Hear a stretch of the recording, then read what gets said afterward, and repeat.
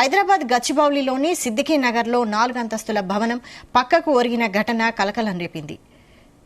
వసుకుల లక్ష్మణ్ అనే వ్యక్తి flat number 70 గజాల స్థలంలో G+4 భవనాన్ని నిర్మించారు. ఫ్లోర్కు 2 పోర్షన్ల చొప్పున 4 ఫ్లోర్లు నిర్మాణం చేశారు.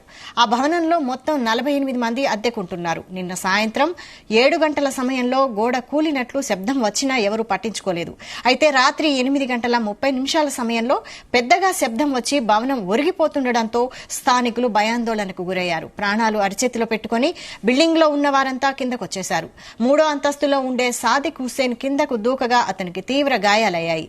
ఈలోగా అందరూ కిందకు వచ్చేయడంతో అంతా ఊపిరి పీల్చుకున్నారు. ఎలాంటి అనుమతులు లేకుండానే భవనం నిర్మించినట్లు తెలుస్తోంది.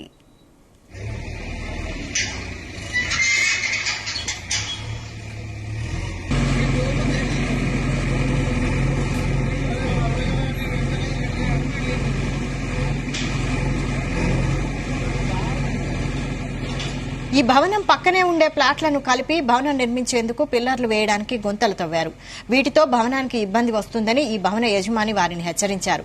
అయినా వారు వినలేదు. దీనివల్లే ఈ భవనం పరిస్థితి ఇలా మారిందని ఆరోపించారు. ఘటనా స్థలాన్ని GHMC west zone zonal commissioner Upender Reddy, Serilingampally town planning ACP Venkataramana, Madhapur ACP Srikanth, DRF సిబ్బంది పరిశీలించారు.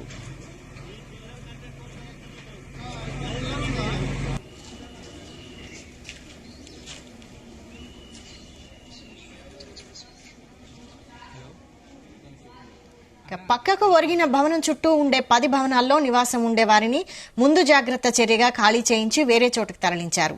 ఈ భవనం ముందు కేవలం 10 ఫీట్ల రోడ్డు మాత్రమే ఉంది.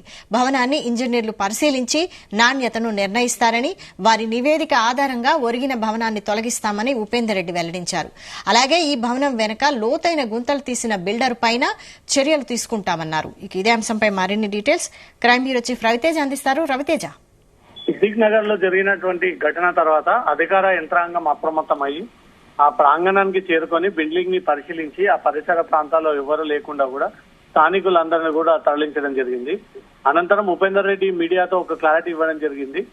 ఈ భవనం పక్కకు ఆనుకొని ఉన్నటువంటి 60 గజాల్లో ఎలాంటి అనుమతులు లేకుండా ఈ సెల్లార్ తవ్వకాలు జరపడము, బిల్డింగ్ కూడా అనుమతి లేకుండా అక్కడ నిర్మాణం చేసేటువంటి ప్రయత్నం చేయడము, ఈ సెల్లార్ గుంతలు తోవడం కారణంగానే ఈ 60 గజాల్లో ఉన్నటువంటి బిల్డింగ్ ఒక్కసారిగా పక్కకు ఒరిగింది అనే దానిపై కూడా అధికారులు ఒక క్లారిటీ ఇవ్వడం జరిగింది. దీన్ని పరిశీలించాము. దీన్ని ఇక్కడ ఈ భద్రతా నియమాలు పాటించకుండా నిర్మాణం చేసినందుకు వీటిని తొలగించాలా లేదా ఈ భారీ జరిమానా విధించి ఏదైనా మార్పులు చేయాలనే దానిపై కూడా రాత్రి అధికారులు మాట్లాడి ఉదయం ఒక నిర్ణయం తీసుకొని ఇంతకు ముందే అధికార యంత్రాంగం అంతా కూడా హైడ్రాలిక్ మెషిన్స్ తీసుకెళ్లి కొంతమంది లేబర్ ని కూడా తీసుకెళ్లి పూర్తి స్థాయిలో ఆ బిల్డింగ్ ని పడగొట్టేటువంటి ప్రయత్నం చేస్తున్నట్టుగా సమాచారం అందుతుంది. అది ఉండడం వల్ల భవిష్యత్తులో ఆ చుట్టుపక్కల వారికి ప్రమాదం పొంచి ఉండడము, ఆ భవనంలో ఉన్నటువంటి వ్యక్తులకు కూడా ప్రమాదం ఉండేటువంటి ఛాన్స్ ఉంది. కాబట్టి బిల్డింగ్ ఒరిగింది అంటే ఆ కింద ఉన్నటువంటి పిల్లర్లు సైతం పూర్తి స్థాయిలో ఆ కాంక్రీట్ అంతా కూడా పగిలిపోయి ఉంటుంది. కాబట్టి ఏ క్షణంలోనైనా గాలి దుమారం వచ్చినప్పుడు లేదా వర్షం వచ్చినప్పుడు ఎక్కువగా ఈ బిల్డింగ్ పైన ప్రభావం పడేటువంటి అవకాశం ఉంటుంది. ఆ బిల్డింగ్ పూర్తి స్థాయిలో నేలమట్టమయ్యేటువంటి ఛాన్స్ ఉంటుంది. సో అలా పరిణామాలు జరగకుండా మాత్రం అధికార అక్కడ చేరుకొని ఆ బిల్డింగ్ ని పూర్తి స్థాయిలో పడగొట్టేటువంటి ఆలోచనలో ఉన్నట్టుగా తెలుస్తుంది. ఇప్పుడిప్పుడే అక్కడికి చేరుకొని 4 వైపుల నుంచి కూడా పరిశీలించి అది నిజంగానే ప్రమాదకరం అని తేలితే మాత్రం డెఫినెట్ గా బిల్డింగ్ అంతా కూడా పడగొడతామంటూ మాత్రం అధికారులు చెప్తా ఉన్నారు. దీనిపై ఆ ఉన్నతాధికారుల దృష్టికి కూడా తీసుకెళ్లాము. అనుమతి లేకుండా ఎక్కడెక్కడ ఈ భవనాలని నిర్మాణం చేపిస్తా ఉన్నారు, ఈ అనుమతులు లేకుండా ఎక్కడెక్కడ భవనాలని సెల్లార్ కోసం గుంతలు తీస్తా ఉన్నారో వీటన్నిటిపై కూడా అధికారులు స్పెషల్ డ్రైవ్ చేసేటువంటి ఆలోచనలు కనబడతా ఉన్నారు. పెద్ద ప్రమాదమే తప్పింది అనుకోవాలి.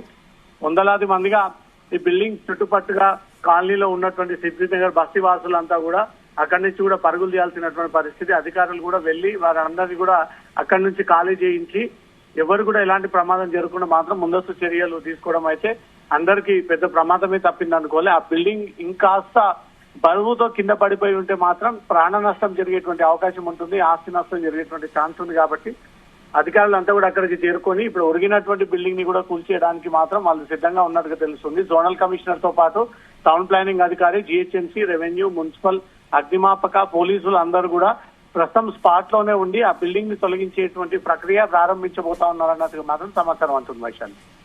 అయితే ఈ ఘటనకు సంబంధించి ఆ బిల్డింగ్ లో ఉన్నవారేమంటున్నారు, వారి స్పందన ఏంటి?